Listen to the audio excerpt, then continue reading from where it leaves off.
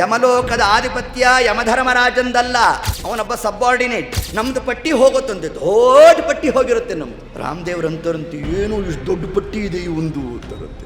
ಹ್ಞೂ ಸ್ವಾಮಿ, ಭಾರಿ ದೊಡ್ಡ ಪಟ್ಟಿ ಇದೆ. ಮಾಡಿರೋ ಎಲ್ಲ ಅಪರಾಧ ಕಾಟ್ ಮಾಡಿಬಿಡ್ತಾನಂತೆ ಪರಮಾತ್ಮ.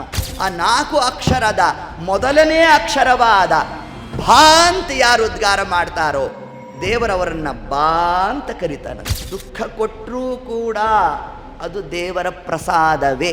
ದೇವರಿದ್ದಾನೆ ಅನ್ನೋ ಆ ವಿಶ್ವಾಸ ಒಂದೇ ನಮ್ಮನ್ನು ರಕ್ಷಣೆ ಮಾಡೋದು. ಎಲ್ಲರೂ ಈಗ ಶ್ರೀಮದ್ ಭಾಗವತ ಹೇಳ್ರಿ, ಶ್ರೀಮದ್ ಭಾಗವತ, ಶ್ರೀಮದ್ ಭಾಗವತ, ಶ್ರೀಮದ್ ಭಾಗವತ. ನೋಡಿ, ಹಿಂಗೆ ನಾವು ಹೇಳಿದ್ರೆ ಇದರಿಂದ ಫಲ ಏನು? ರವಿನಂದನ ಕೇಳಿದರು ಉತ್ತರ ಕೊಡೆ ವಿವರ ಸರಕು ಒಂದಾದರಿಲ್ಲ. ಹ್ಯಾಂಗೆ ಮಾಡಲಯ್ಯ ಕೃಷ್ಣ, ಹೋಗುತ್ತಿದೆ ಆಯು ವ್ಯರ್ಥ. ಯಮಧರ್ಮರಾಜ ಕೇಳ್ತಾನಂತೆ, ಏನು ಸಾಧನೆ ಮಾಡಿ ಬಂದಿಯೋ ಅಂತಂದರೆ, ಭಾಗವತ ಅಂತಂದಿದ್ದೇನೆ ಅಂತಂದರೆ, ಯಮಲೋಕದ ಆಧಿಪತ್ಯ ಯಾರದ್ದಂತೆ? ರಾಮದೇವರದ್ದಂತೆ. ರಾಮದೇವರ ಹತ್ರ ನಮ್ಮ ಪಟ್ಟಿ ಹೋಗುತ್ತಂತೆ, ಪಾಪ ಪುಣ್ಯದೆಲ್ಲ ಪಟ್ಟಿ ಹೋಗುತ್ತಂತೆ. ಯಮಧರ್ಮರಾಜ ತಗೊಂಡು ಹೋಗಿ ರಾಮದೇವರಿಗೆ ಸಬ್ಮಿಟ್ ಮಾಡಬೇಕು. ಕಾರಣ, ಯಮಲೋಕದ ಆಧಿಪತ್ಯ ಯಮಧರ್ಮರಾಜಂದಲ್ಲ, ಅವನೊಬ್ಬ ಸಬ್ಬಾರ್ಡಿನೇಟ್. ಚೀಫ್ ಯಾರು? ರಾಮದೇವರು. ಅದಕ್ಕೆ ದಾಸರು ಒಂದು ಕಡೆ ಒಂದು ಮಾತು ಹೇಳ್ತಾರೆ, ಯಮನೆಲ್ಲೋ ಕಾಣೆನೆಂದು ಹೇಳಬೇಡ, ಯಮನೇ ಶ್ರೀರಾಮಚಂದ್ರ ಸಂದೇಹ ಬೇಡ ಅಂತಂದು. ಯಾಕೆ ಯಮನೇ ರಾಮ ಅಂತ ಯಾಕಂದ್ರು ಅಂದರೆ, ಯಮಲೋಕದ ಆಧಿಪತ್ಯ ರಾಮದೇವರು ಮಾಡ್ತಾರಂತೆ. ನೋಡಿ, ನಮ್ಮದು ಪಟ್ಟಿ ಹೋಗುತ್ತಂತೆ, ದೊಡ್ಡ ಪಟ್ಟಿ ಹೋಗಿರುತ್ತೆ ನಮ್ಮದು. ರಾಮದೇವ್ರಂತಾರಂತೆ ಏನು ಇಷ್ಟು ದೊಡ್ಡ ಪಟ್ಟಿ ಇದೆ ಈ ಒಂದು ಅಂತಾರಂತೆ. ಹ್ಞೂ ಸ್ವಾಮಿ, ಭಾರಿ ದೊಡ್ಡ ಪಟ್ಟಿ ಇದೆ. ಒಂದೇ ಮಾತಂತಾರಂತೆ ರಾಮದೇವರು, ನಿನ್ನ ಭಾಗನೋ ನನ್ನ ಭಾಗನೋ ಅಂತನಂತೆ.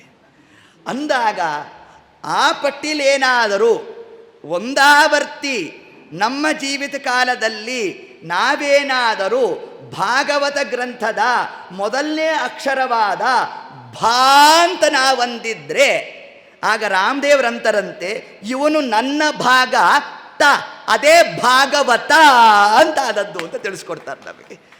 ದೇವರಂತನಂತೆ ನನ್ನ ಭಾಗ ಆದ್ನೋ, ನಿನ್ನ ಭಾಗ ಆಗಲಿಲ್ಲ ಅವನು. ಆಗ ಯಮಧರ್ಮರಾಜ ಅಂತನು, ಇಲ್ಲೋ ಸ್ವಾಮಿ ತುಂಬ ಪಾಪ ಮಾಡಿದ್ದಾನೆ, ಅವನು ಏನು ಪಾಪ ಮಾಡಿದ್ರೂ ಪರವಾಗಿಲ್ಲ, ಸ್ಮರಿಸುವವರ ಅಪರಾಧಗಳ ತಾ ಸ್ಮರಿಸ. ಮಾಡಿರೋ ಎಲ್ಲ ಅಪರಾಧ ಕಾಟ್ ಮಾಡಿಬಿಡ್ತಾನಂತೆ ಪರಮಾತ್ಮ. ಯಾವುದರಿಂದ?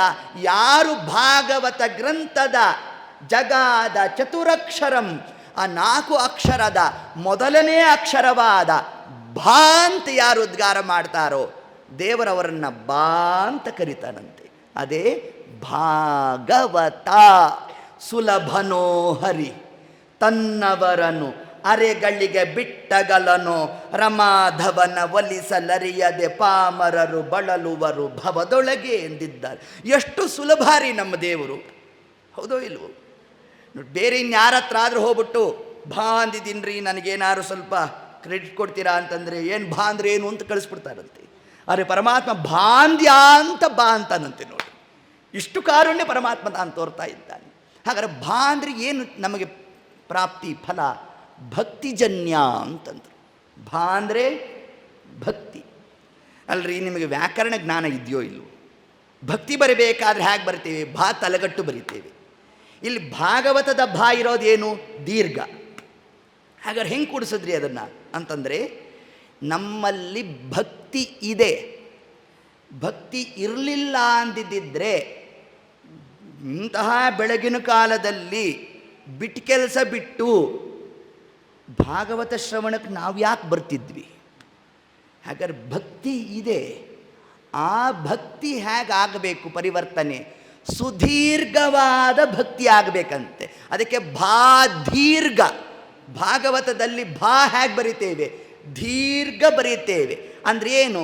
ನಮ್ಮಲ್ಲಿ ಭಕ್ತಿ ದೀರ್ಘ ಆಗಬೇಕು. ಏನು ದೀರ್ಘವಾದ ಭಕ್ತಿ ಅಂದರೆ ಏನು ಅಂತಂದರೆ, ಈಗ ಸಂಸಾರದಲ್ಲಿ ಸಮಚಿತ್ತವಾಗಿದ್ದಾಗ ಭಾರೀ ದೇವರ ಪೂಜೆ ಮಾಡ್ತೇವೆ. ಏನಾದರೂ ದುಃಖ ಬಂದರೆ ಶುರು ಆಯಿತು ನಮ್ಮ ಮಾತು, ದೇವರಿದ್ದಾನ ಅಂತ. ನೋಡ್ರಿ, ಈ ದೇವರಿಗೆ ಎಷ್ಟು ಸೇವೆ ಮಾಡಿದ್ನಪ್ಪ, ನಮ್ಮ ಕೈ ಬಿಟ್ಟ ಅಂದ್ಬಿಡ್ತೇವಂತೆ. ಹೌದಾ? ದೇವರು ನಮ್ಮ ಕೈ ಬಿಟ್ಟಿಲ್ಲ. ದುಃಖ ಕೊಟ್ಟರೂ ಕೂಡ ಅದು ದೇವರ ಪ್ರಸಾದವೇ. ನಾವು ಅಗಾಧ ಅಂತ ಅಂದ್ಕೊಂಡಿದ್ದೇವೆ. ಪರಮಾತ್ಮ ನಮಗೆ ಉಣಿಸಿರೋದು ಇಷ್ಟೇ ಅಂತೆ. ನನ್ನ ಪಾಪದಷ್ಟು ತೋರಿಸ್ಬಿಟ್ರೆ ಪರಮಾತ್ಮನ ಕಾರುಣ್ಯ ನಮಗೆ ಆಗ ಅರ್ಥ ಆಗ್ತದಂತೆ. ಆದ್ದರಿಂದ ಸುಖವಾಗಲಿ ಬಹು ದುಃಖವಾಗಲಿ ಸಖನೀನಾಗಿರೋ ಪಾಂಡುರಂಗ. ಇದೇ ಭಾಗವತ ಧರ್ಮ. ಭಾಗವತ ನಮಗೆ ಏನು ತಿಳಿಸ್ತಾ ಇದೆ ಅಂತಂದರೆ, ಸುಖ ಬಂದಾಗ ದೇವರನ್ನು ಸ್ತೋತ್ರ ಮಾಡೋದು ಅಥವಾ ಮರೆಯೋದು, ಇಲ್ಲ ದುಃಖ ಬಂದಾಗ ಮಾತ್ರ ದೇವರ ಹತ್ರ ಬರೋದು, ಸಂಕಟ ಬಂದಾಗ ವೆಂಕಟರಮಣ, ನೋ ಸಂಕಟ ನೋ ವೆಂಕಟ. ನೋಡಿ, ಹಿಂಗೆಲ್ಲ ಹೋಗ್ತದಂತೆ ಲೋಕದಲ್ಲಿ. ಹಂಗೆಲ್ಲ ಆಗಬಾರ್ದು. ಏನು ಬಂದರೂ ಕೂಡ ಪರಮಾತ್ಮನಲ್ಲೇ ಸ್ವಾಮಿ ಅದು ನಿನ್ನ ಪ್ರಸಾದ ಅಂತ ನಾವು ಚಿಂತನೆ ಮಾಡೋದೇ ಸುದೀರ್ಘವಾದ ಭಕ್ತಿ. ಆ ಭಕ್ತಿಜನ್ಯ ಆಗಬೇಕಾದರೆ ಇಡೀ ಗ್ರಂಥ ಪ್ರವೇಶ ಮಾಡೋದಲ್ಲ, ಗ್ರಂಥದ ನಾಮದ ಮೊದಲನೇ ಅಕ್ಷರವಾದ ಭಾ ಅಂತ ನಾವು ಉದ್ಗಾರ ಮಾಡಿದ್ರೆ ನಮ್ಮಲ್ಲಿ ಅಂತಹ ನಿರ್ವ್ಯಾಜ ಭಕ್ತಿ ಪ್ರಾಪ್ತಿ ಅಂತ ತಿಳಿಸಿದ್ದಾರೆ.